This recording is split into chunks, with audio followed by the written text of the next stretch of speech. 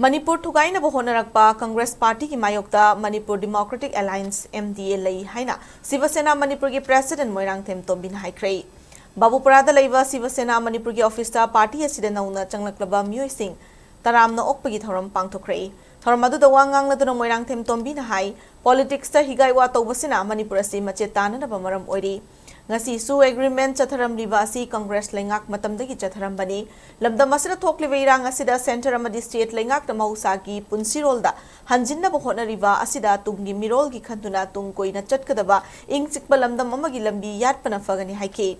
M Tombi na center lengak ki pukding chingsiladuna punna hingminasi haibada yadraba kanglu furup adu mafam chaba madat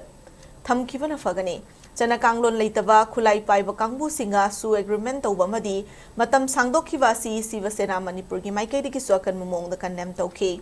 irang asi gi chaithengna lanjinari basing masa matom da sibi gi firep lorok pakaya asi masing yam khalakpa maram na high court ki yarthang matung ina atuba matam da lanjinari basing masa masa gi yum amadi mafam chana leihanana ba thabak paikhat haning gi apamba su phongdoke